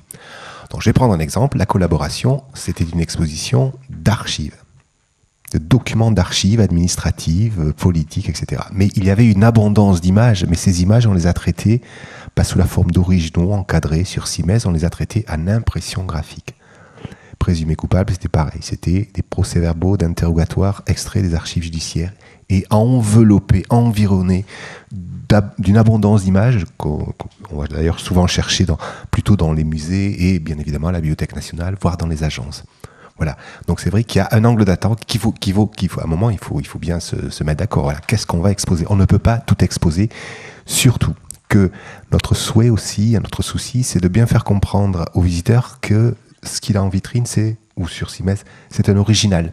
Parce que cette émotion du visiteur confronté à l'original, quel qu'il soit, manuscrit, imprimé, œuvre d'art, document d'archives, elle est fondamentale. C'est avec ça qu'on va effectivement faire avancer le visiteur dans notre propos. Voilà. D'accord. Isabelle Bardiès-Fronty, peut-être ? Oui, en quelques mots, programmation au musée de Cluny, bien évidemment, programmation autour du Moyen-Âge, voire un peu de l'Antiquité quand même, parce qu'on a quelques beaux restes du point de vue de l'Antiquité, mais surtout Moyen-Âge, parce que nous sommes musée national du Moyen-Âge.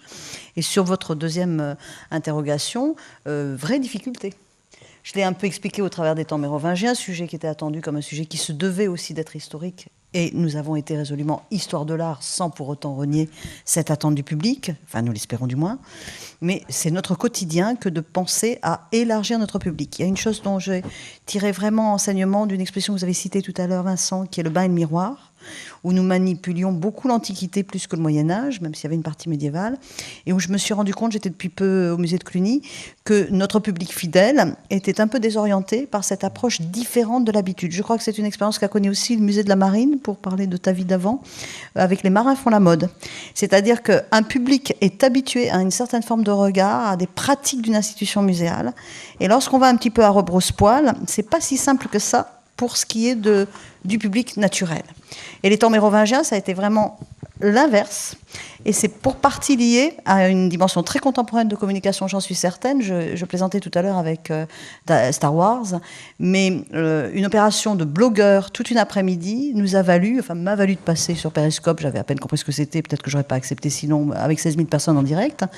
Et nous avons eu un public complètement jeune, pas du tout le public racine chrétienne de la France dont on savait qu'ils seraient là, mais ils étaient là quand même, mais un public très différent. Et je pense que c'est pour partie lié à ces nouvelles techniques de communication. Voilà, je pense que c'est à peu près le sens de vos questions. Merci. Sophie Giscard, justement, les difficultés, on en imagine certaines quand on parle de la Shoah, mais les difficultés et j'imagine les enjeux, comment est-ce que vous faites pour vous adapter à cette contemporanéité ? Moi, je travaillais dans l'art contemporain avant, donc j'aime beaucoup le design et tout ça. Donc déjà, chez nous, on essaie de faire des expositions qui ont un visuel très contemporain. On essaie aussi, la Shoah, c'est le XXe siècle. Donc on a accès à la photographie, au cinéma. Je veux dire, on n'est pas que dans l'objet ancien. Donc ça, déjà, on essaie de proposer aux visiteurs un maximum de choses. Et après...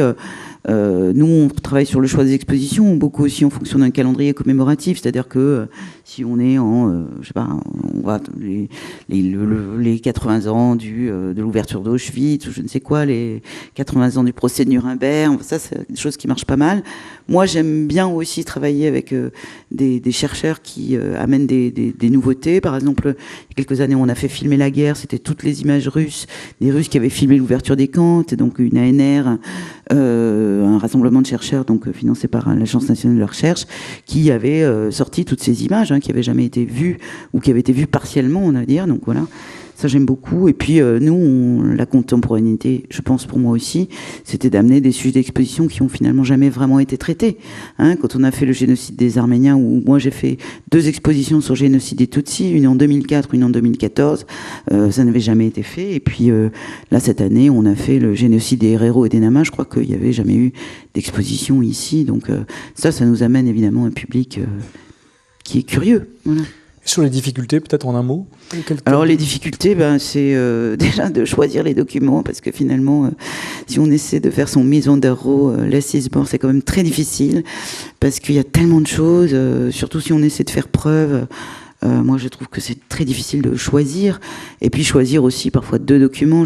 Quand on a fait, par exemple, l'exposition sur la Shoah en Ukraine, qui était vraiment une des expériences les plus difficiles, parce que le sujet était monstrueux, enfin pour moi qui ai fait le commissariat de l'exposition, il s'agissait quand même de travailler sur des trucs, je veux dire, c'est très dur, quoi, hein. On parle de la mort tous les jours, quoi, donc nous on est 12 heures par jour dedans, et c'est une expérience de vie. Alors c'est pas pour me jeter des fleurs, hein, mais je veux dire, c'est vraiment un processus très particulier, parce que j'ai toujours fait des expositions sur autre chose, et ça c'est vraiment autre chose, quoi.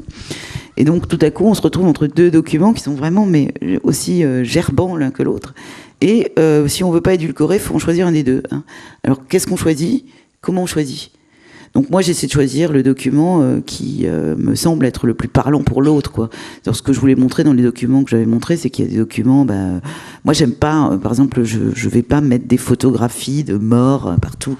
Ça m'intéresse pas. J'ai pas envie que les gens y entrent en disant « quelle horreur !» Moi, personnellement, la photographie des morts, ça me fait plus rien. Ce qui me fait mal, c'est le texte. C'est le récit, c'est le document écrit. Voilà, je trouve que si on regarde par exemple la fin de la 2e partie du film Shoah de Lanzmann, où il raconte les expériences de tuerie des gens dans les chambres à gaz, avec le filmage d'un camion qui roule, et qu'on s'aperçoit que finalement la firme qui fabriquait ces camions, elle continue à en fabriquer. Enfin, je veux dire, dans cette séquence-là, il y a une espèce de signifiant qui vient, je dirais, d'une manière... subconsciente. Et moi, c'est finalement presque ce que j'aimerais faire dans les expositions. C'est-à-dire montrer des documents sans avoir véritablement besoin d'expliquer ou de montrer du doigt l'horreur ce que c'est qu'un génocide, mais que d'une manière subconsciente, par le choix des documents, on donne aux visiteurs à imaginer finalement qu'est-ce qu'il y a derrière, quoi. Bruno Ponsonnet, pour conclure justement sur ces dimensions à la fois difficulté, contemporanéité. Je parle de contemporanéité, c'est déjà sur le contenu scientifique.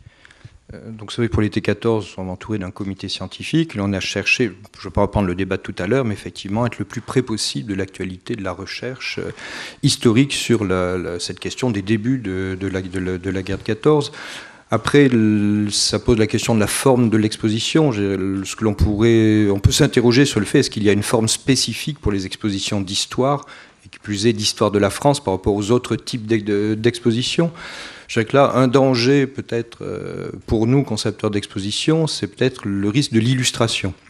C'est-à-dire qu'effectivement, on prédéfinisse un thème d'exposition qui peut être extrêmement passionnant en soi, et que l'on convoque, donc soit dans nos collections, soit en empruntant dans d'autres établissements, des objets, des œuvres qui sont là pour illustrer finalement un propos, mais qui peuvent perdre en cohérence.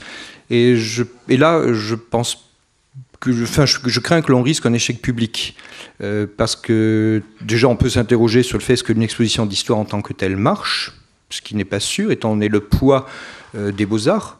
On le voit bien sur l'offre, pas parisienne en tout cas en volume de visiteurs.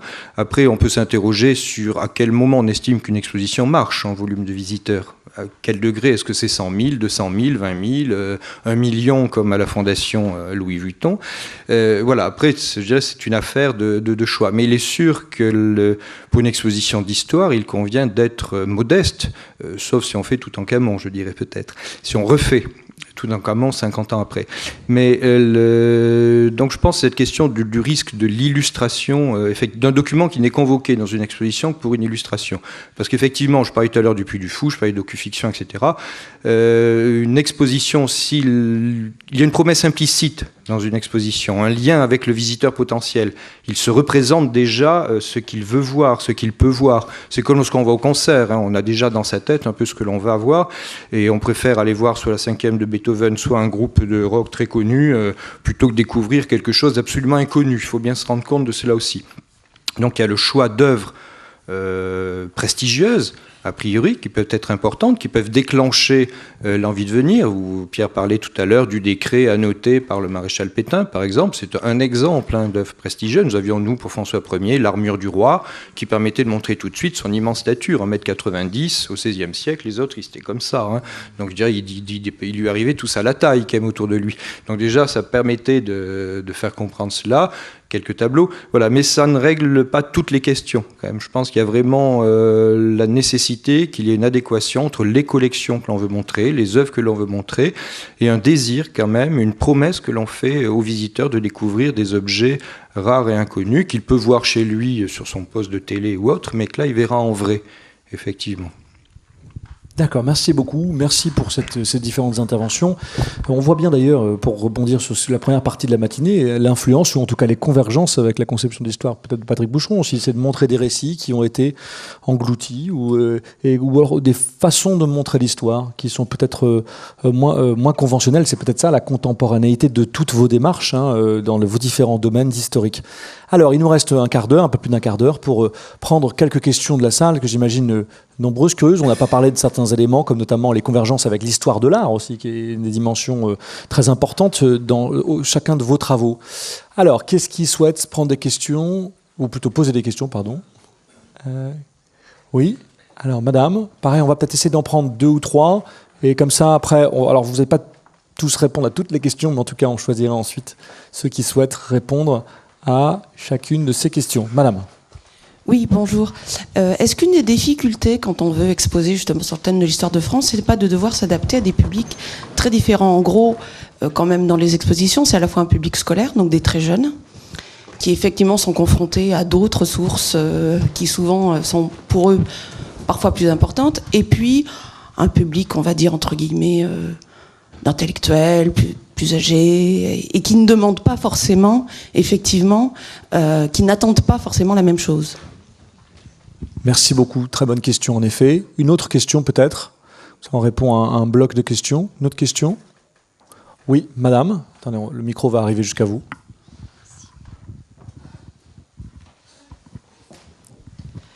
Oui, moi je voudrais savoir, est-ce que vous avez des outils, au-delà évidemment de la fréquentation, pour mesurer la réception de vos expositions par les différents publics? C'est-à-dire finalement, par rapport aux objectifs que vous êtes implicitement fixés, est-ce que vous êtes en mesure d'apprécier l'atteinte de ces objectifs? Très bien, merci beaucoup. En effet, la question de la réception, très importante. Peut-être une dernière question? Question? Non? Ah oui, pardon, madame, oui. Bonjour, moi je voulais vous poser une question concernant le prolongement des expositions en ligne une fois qu'elles sont passées. Ça se fait à la BNF et nous les enseignants on utilise beaucoup ce matériel et du coup je voulais poser cette question à l'heure des nouvelles technologies et aux autres représentants de ces institutions. D'accord, merci. Alors, premier tour de questions très riche. Alors, on va essayer d'y répondre, peut-être en se répartissant un peu les questions. Donc, 3 questions, je rappelle, sur l'adaptation à des publics différents. Première dimension. Deuxième dimension, les outils pour mesurer la réception. En effet, très important. Comment est-ce qu'on fait pour savoir, au-delà de la fréquentation, quel a été le succès d'une exposition? Et enfin, comment est-ce qu'on prolonge les expositions après leur fin? C'était la première remarque que j'avais faite. Déception de ne pas avoir vu certaines expositions des Archives nationales. Comment on fait pour les faire vivre au-delà de la fin de cette exposition? Pierre Fournier, sur une de ces questions peut-être? Alors rapidement, sur la première, l'adaptation au plus grand nombre, à travers une médiation adaptée. Alors l'idée à chaque fois c'est de faire pour le plus grand nombre. Mais on ne peut pas faire pour tous. Donc pour les jeunes publics, il faut savoir qu'il faut une médiation adaptée. Et il faut des pédagogues, il faut des chargés de développement des publics. Pour les publics dits éloignés de la culture, pareil, il ne faut pas s'imaginer qu'un scénographe va pouvoir vous concevoir un parcours permettant que ces visiteurs soient autonomes. C'est impossible, il faut une médiation humaine. Alors, une anecdote. Faire le plus possible pour le plus grand nombre. Je vous prends l'exemple de collaboration, l'expo collaboration. Denis Péchanski imagine une frise chronologique. En quelques dates, les grandes dates de la collaboration. 1940, j'ai oublié le jour et le mois, Montoire. Une photo de la poignée de main. On voit une première approche graphique de la chronologie. On voit 1940, entrevue de Montoire et la photographie de la fameuse poignée de main. On a demandé à Péchanski de nous pondre 600 signes pour expliquer ce que c'était Montoire. Mais enfin, tout le monde connaît Montoire, nous a-t-il répondu. Eh ben non, tout tout le monde ne connaît pas Montoire. Et en fait, c'est ça la difficulté quand on est plutôt derrière la caméra, qu'on est commissaire technique, qu'on tient les cordons de la bourse, du budget, qu'on est responsable de médiation. C'est expliquer à des historiens qui ont l'habitude de s'adresser dans le cadre de séminaires ou dans des émissions très très pointues sur France Culture notamment. Non, vous allez vous adresser à des gens qui n'ont jamais entendu parler de Montoire. Et il faut faire l'effort de se mettre à leur portée. Voilà. Pour les autres questions... Peut-être sur Isabelle Bardiès-Frontis, sur la question de la réception. Oui, parce que pour les temps mérovingiens, je peux vous répondre que nous avons plusieurs moyens de le savoir. Tout d'abord, les moyens, les canaux historiques pour un musée. Le livre d'or, qui est un déversoir pour les gens qui ne sont pas contents, plutôt que la réception des gens contents. C'est comme ça, c'est la vie. C'est comme sur TripAdvisor pour les restaurants. Donc là, on n'a pas été déçus du voyage. Et puis, alors, des lettres d'insultes, j'en ai reçu, plus que de lettres de félicitations. Pour plein de raisons, notamment le graphisme que j'ai évoqué en plaisantant tout à l'heure. Mais pas seulement, ça montre que le sujet passionne énormément les gens, y compris dans une vision qui n'était pas... La vision de notre expression n'était pas forcément la leur. Et ça, je suis prête à l'assumer. Après, les erreurs aussi, je les assume. Et plus scientifiquement, nous avons, pour cette exposition, mais les rendus me seront faits la semaine prochaine, contractés avec des offices qui qui interrogent des publics sur des jours variés, à des heures variées. Et donc, je crois que ce sont près de 1000 personnes qui ont été interrogées, qui vont sans doute me permettre de faire l'analyse un peu plus scientifique et posée et pondérée. Parce que pour l'instant, j'ai plutôt un ressenti négatif. Mais ça, c'est l'expérience de tous les commissaires. Quand un commissaire dit qu'il n'a pas eu de plainte, sachez qu'il ment. Voilà. Et pour ce qui est de répondre très ponctuellement à la question des archives, la Réunion des musées nationaux le fait pour toutes ces expositions, sans doute pas de manière aussi pédagogique et scientifique que la BNF. C'est des outils moins scientifiques, mais ça existe néanmoins, donc vous pouvez vous y référer si vous avez manqué certaines expositions de la Réunion des musées nationaux. Oui, ça montre un peu cette question des publics. En effet, comment est-ce que la direction des publics dans les musées joue un rôle croissant, et heureusement d'ailleurs, pour œuvrer à une forme de démocratisation. Ça répond à la première et à la deuxième question. Sophie Giscard, peut-être un mot sur la question de l'exposition en ligne. Vous me disiez tout à l'heure que... Oui, alors nous, on a effectivement des prolongements. On fait aussi des expositions itinérantes qui circulent en province sur panneau, mais on a aussi des restes des expositions en ligne. Et là, je voulais juste dire, alors effectivement, vous disiez que, et vous aussi, vous aviez beaucoup d'éléments qui sortaient de vos collections. Moi, je dirais que j'aimerais bien laisser les expositions entières en ligne, mais qu'en fait, c'est quand même un problème de budget. Bon, nous, on est un musée privé, donc on n'est pas un musée d'État, et pour laisser des documents en ligne, il faut payer. Donc là, on a des documents, par exemple, qui sont en ligne, qui viennent du Dutch Historisch Museum. Moi, j'ai payé pour qu'ils puissent être en ligne, voilà. Et dans un an, il faudra que je repaie, et l'année d'après aussi. Donc c'est vrai qu'il y a aussi, je pense, pour les musées d'histoire, parce que nous, on est privé, mais je sais qu'il y a beaucoup moins d'argent pour les musées d'histoire que pour les musées des Beaux-Arts. Et ça aussi, je pense que c'est vraiment pour la circulation des expositions ou autres, le fait qu'il y ait des salles plus petites, qu'il y ait moins d'argent, moins de budget, ça bloque beaucoup la circulation des expositions, et donc le devenir des expositions après qu'elles aient été présentées dans les différents musées. Bruno Poursonnet, sur la BNF. Je ne vais pas parler, puisque nous avons eu une brassée de fleurs sur le multimédia, je ne vais pas en parler. Mais sur la question peut-être des différents types de publics, l'image voudra ce qu'elle voudra. Mais c'est vrai que maintenant, lorsqu'on fait un repas de groupe entre les sans gluten, les sans lactose, allergiques au poisson, au sucre, etc. et tout, on ne peut plus inviter qui que ce soit quasiment. Donc moi, personnellement, je suis partisan du plat unique, si vous voulez. Voilà. Donc pour les expositions, pour la médiation, effectivement, on peut se poser la question de la segmentation des publics, mais on risque d'aller dans un découpage, un saucissonnage quasiment à l'infini. Donc, à part le cas, je dirais, des très jeunes enfants, très spécifiques, que l'on peut résoudre soit par un double parcours dans une exposition, soit comme l'a imaginé le Louvre en faisant une galerie spécifique, qui n'est pas destinée forcément aux très jeunes d'ailleurs. Sinon, réellement, je pense qu'une exposition s'adresse à tout le monde. C'est le principe du menu unique, et je pense que c'est comme ça que cela fonctionne aussi. Il faut que cela fonctionne comme cela. Ça fait partie du principe. Alors, évidemment, on va se caler, nous, pour ce qui est de la médiation, puisqu'en tant si on veut faire une exposition d'histoire, ce qui est différent de l'exposition de Beaux-Arts, où on suppose, à tort peut-être, que le public est déjà averti, qu'il n'y a pas forcément besoin de démultiplier la médiation. Dans le cas d'une exposition d'histoire ou de société, effectivement, la question de la médiation se pose de manière plus aiguë. Je veux que l'on essaie d'avoir une sorte de vulgate dans le parcours général d'exposition qu'un collégien et donc un adulte peut comprendre. Et plus c'est simple, mieux c'est pour un adulte aussi. Moi personnellement, si je vais voir une exposition, c'est pas pour passer des heures à lire debout.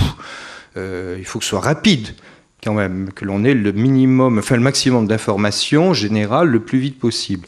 Donc c'est une sorte de vulgate, effectivement, dans le parcours général d'une exposition.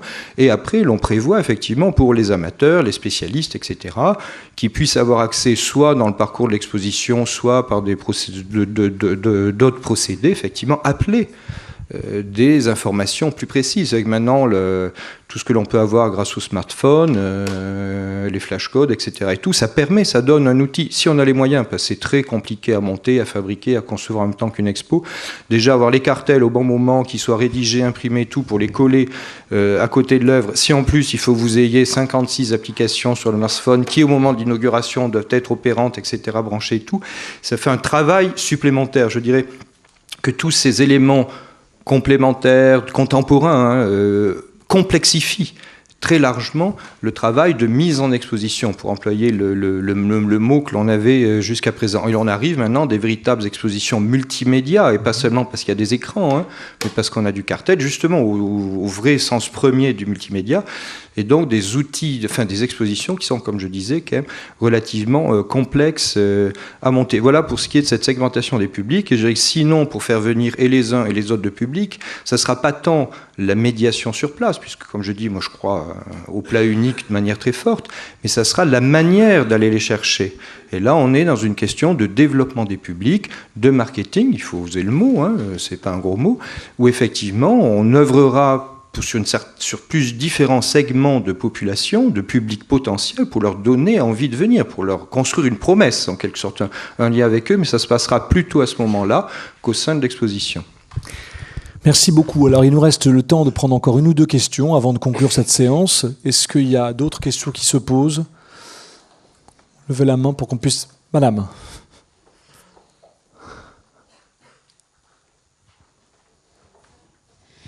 Bonjour et merci. Je parlerai de la musique. Je suis musicienne et j'interviens énormément dans les expositions. Et il me semble qu'il est important aussi de joindre le visuel avec l'auditif. Et je ne sais pas si vous y pensez également, mais je trouve qu'après tous les retours qu'avec les conservateurs avec qui je fais cette démarche, il y a énormément de monde et effectivement, c'est un autre... c'est le visuel mais avec l'auditif et c'est quand même important de le concilier et de faire en même temps donc que ce soit sur la Shoah donc en hébreu pour plusieurs de retrouver effectivement toutes ces musiques traditionnelles dans le temps et avec des instruments d'époque et avec aussi je porte également les vêtements d'époque et c'est important parce que ça c'est quelque chose qui est vivant sur quelque chose qui est posé et qui est fixe. Voilà, merci. En effet, une très bonne question sur la dimension aussi holistique un peu de ces expositions qui doivent donner à voir et à entendre peut-être un certain nombre d'éléments. Une dernière question pour monsieur, et après on y répond et on conclut. Probablement l'équilibre difficile à trouver pour vous, c'est le succès de l'exposition, donc en termes de fréquentation, mais le confort de l'exposition qui permet aux visiteurs d'avoir quand même un minimum de concentration et d'implication dans ce que vous lui proposez. Et j'ai l'impression que de temps en temps, les deux se chevauchent et ce que peut en retirer le visiteur éventuellement n'est peut-être pas à la hauteur de tout ce que vous aviez à lui promettre et à mettre à sa disposition. Alors, d'abord, je crois que Isabelle Bardiès-Fonty, vous voulez répondre à une des deux questions ? Oui, bien volontiers, je suis très sensible à votre question. Alors, madame, pardonnez-moi, mais je ne vous surprendrai pas en vous disant que pour parler de musique mérovingienne, ça va être difficile. Hein. Déjà, les costumes d'époque, je garantis rien scientifiquement, mais alors pour la musique, c'est sûr. Mais pour la deuxième question de monsieur, je me sens très directement concernée parce que nous avons été tout à fait dans ce conflit pour les temps mérovingiens. Je ne sais pas si vous l'avez visité, monsieur. Nous avons une pratique de visiteurs qui est moitié moindre du succès que nous avons reçu. Ça a été enregistré par le scénographe, au demeurant très talentueux, avec supplémentairement un corpus de petits objets, puisque beaucoup de pièces d'orfèvrerie ou des objets à regarder attentivement, comme les pièces de chez vous, Pierre, les archives, les seaux avec les visages, etc. Et dans les derniers temps de fréquentation, mais même tout au long de l'exposition, ça a été un cauchemar pour pas mal de visiteurs, ce qui explique aussi le ressenti négatif, d'autant que nous avions fait le choix, sans doute à tort, de cartels assez documentés pour ceux qui voulaient, comme le disait Patrick Bouchron tout à l'heure, nous devons de contextualiser, même si mon principe, vous l'avez compris, était qu'à la fin, le spectateur soit seul face à l'œuvre d'art, comme il regarderait une œuvre d'art contemporain. C'était ça l'idée. Mais il fallait quand même tout un discours autour qui était évidemment trop abondant à l'aune de ce petit train de visiteurs qui, de vitrine en vitrine, voulaient regarder, lire en même temps et donc faisaient attendre les suivants. Donc c'est vrai ce que vous dites. On est à la fois réjouis et pris dans nos propres contradictions.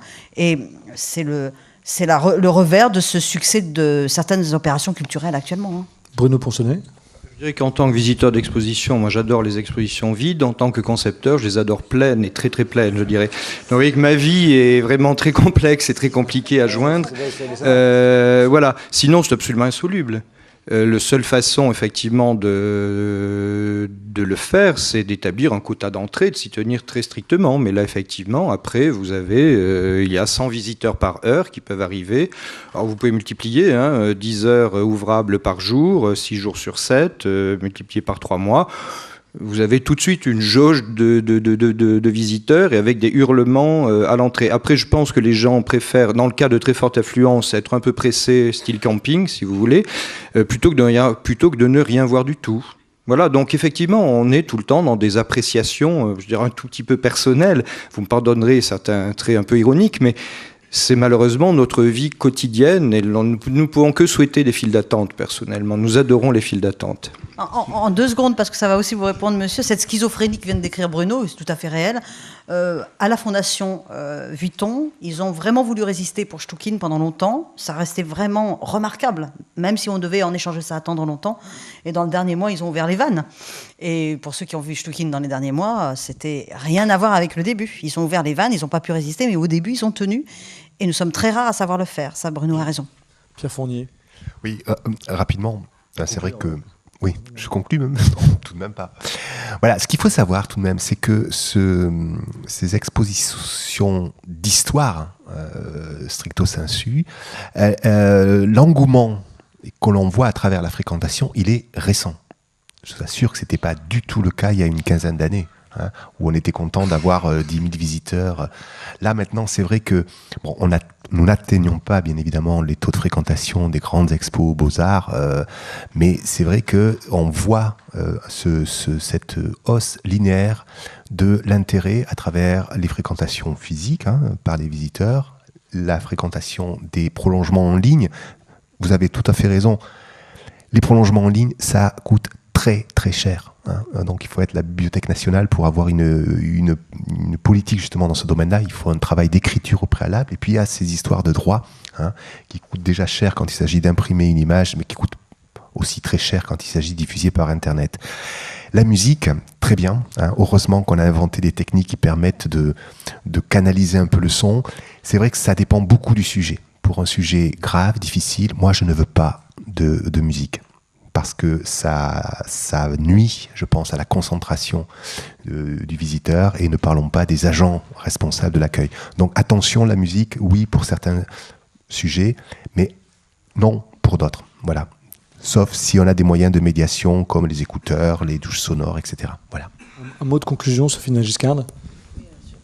Sur la musique, oui, nous on a des espaces qui sont relativement petits, donc on peut pas. On a mis du son. Moi, j'ai rarement mis de la musique dans les expositions, mais du son déjà diffusé au parleur, c'était vraiment gênant pour les autres visiteurs. On a eu des plaintes en fait de gens qui trouvaient que c'était trop répétitif, trop sonore, et que ça perturbait leur visite. Donc effectivement, maintenant, on s'efforce soit d'avoir des sons très localisés, soit de les proposer au casque. Et la deuxième chose, c'était, j'ai oublié... Sur le confort. Ah oui, sur le confort de visite, oui, c'est sûr que malheureusement, nous, on a des expositions souvent bavardes, donc on essaie de mettre des chaises pour que les gens puissent un peu s'asseoir quand même. Bavardes, non, mais parce que effectivement, c'est toujours un peu difficile il faudrait s'efforcer de choisir des sujets qui sont faciles à aborder en termes d'histoire, en étant, on va dire, qu'on pouvait illustrer avec très peu de documents. Donc ça, c'est aussi, je pense que c'est si vous avez un sujet qui est extrêmement vaste et qui implique pour sa compréhension d'avoir beaucoup de portes d'entrée déjà dès le départ, moi je pense que le choix du sujet est très important aussi, pour éviter justement qu'il y ait ces problèmes de... Alors justement, pour ouvrir justement, peut-être chacun d'entre vous peut dire, vraiment, je vous demande un mot sur la prochaine exposition peut-être que vous organisez, comme ça donnera un peu envie au public, et à quelle date. C'est Bono Ponsonnet, c'est quoi la prochaine exposition de la BNF? Nous avons parlé déjà, tant la présidente que moi-même, de l'exposition paysage, donc sur 1000 mètres carrés, au mois d'octobre, 24-25 octobre, je pense, l'ouverture au public. Donc 40 années de commandes publiques, photographie de paysage, et la France... Il n'y aura pas que de la photo de calendrier, justement. Sophie Giscard, prochaine exposition à la Mémorial de la Shoah. Alors, ce sera en janvier ou février 2018. Ce sera consacré du photographe Auguste Sander et les photographies qu'il a faites des portfolios des persécutés, des persécuteurs et des prisonniers politiques. Isabelle Bardiès. Eh bien, le musée de Cluny ne renie pas son ADN. Choix technique, le verre au Moyen-Âge. Et ça ouvrira à la mi-septembre de cette année. Exposition organisée par la Réunion des musées nationaux, comme à l'habitude chez nous. Pierre Fournier, aux Archives nationales. Alors, elle ouvre aujourd'hui. C'est une petite expo qui s'appelle L'expérience du chaos. Destruction, spoliation et sauvetage d'archives 1789-1945. Ça termine quand? Et elle se termine pour les Journées du patrimoine, donc mi-septembre 2017. Ah, parfait. Eh ben, écoutez, merci beaucoup, merci à tous pour ces interventions. Merci à vous, désolé pour ce petit retard. Donc on se retrouve à 14h30 pour une exposition d'Antonino De Francesco qui nous proposera une vision du récit national français vu d'Italie. À tout à l'heure.